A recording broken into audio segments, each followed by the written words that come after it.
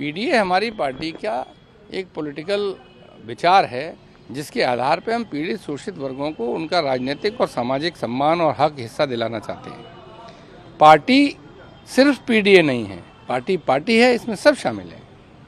Sir, बुलाया भी गया था दिल्ली।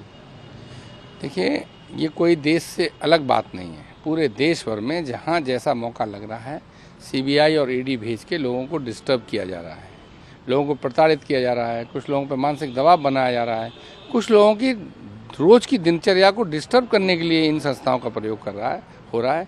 ये संस्थाएं इस तरह काम कर रही हैं जैसे भारतीय जनता पार्टी का कोई अनुवांशिक प्रकोष्ठ हो, जिसका जो फ्रंटल ऑर्गेनाइजेशन हो, जिसका काम है दिन भर बीजेपी का काम करना। जैसे ही चुनाव आते हैं इनमें तेज़ी हो जाती है। ये कोई भी नई बात नहीं है और न इससे कोई डरने वाला है। देश के सब नेता जानते हैं, सब इसका सामना कर रहे हैं। तो क्या अखिलेश यादव जी बताएंगे उसको, मैं एक प्रवक्ता के तौर पर कैसे जान सकता हूँ।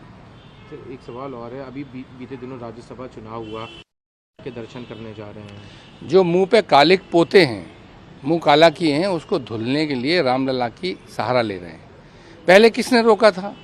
इनमें से कई विधायक राम मंदिर ट्रस्ट में चंदा दिए थे, लगातार वहाँ जा जाके अपने वीडियो पोस्ट कर चुके उनके सोशल मीडिया अकाउंट पे। तो समाजवादी पार्टी कोई रामलला के दर्शन के खिलाफ थोड़े थी, किसी ने रोका थोड़े था।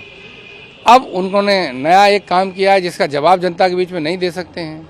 कोई बताता था कि मैं जेल में सड़ रहा था तब मुझे टिकट मिला, कोई बताता था कि मैं तो बचपन का कार्य करता हूँ, यूथ के संघों से समाजवादी पार्टी का कार्य करता हूँ। तो इस तरह के जो सारे लोग हैं, कोई 31 साल की सेवा बता रहा है, वो अब किसी तरह अपने इस कृत्य को जस्टिफाई कर रहे हैं, इसलिए भगवान राम की आड़ लेना चाहते हैं। कोई भक्ति और सेवा नहीं करना चाहते, उसके लिए तो पहले से ही छूट थी। एक सवाल और है, अभी दिल्ली सरकार ने उसमें एक नया डिसीजन लिया। वहाँ की पुलिस ने कहा है कि जो भी किसान उपद्रवी हैं उनके सभी वीज़ा और पासपोर्ट कैंसिल कर दिए जाएंगे, उनको सीसीटीवी से चिन्हित किया जा रहा है, इनको बाहर से लाया गया है। केंद्र सरकार की न कोई साख है, न केंद्र सरकार की कोई हैसियत है। केंद्र सरकार की पोजीशन ये है कि वो अपने हिसाब से सुविधाओं को यूज़ करती है।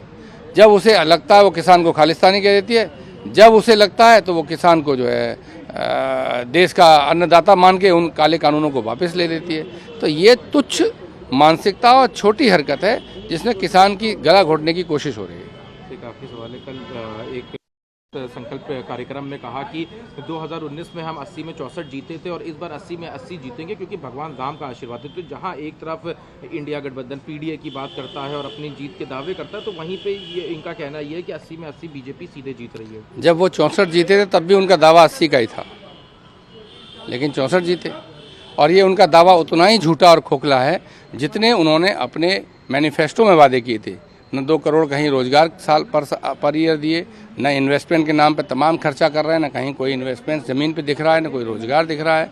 बेरोजगार लाठी खा रहे हैं, पेपर लीक हो रहे हैं। सीएम योगी अपना प्रदेश तो पहले चला लें, उसके बाद बड़े बड़े वादे करें।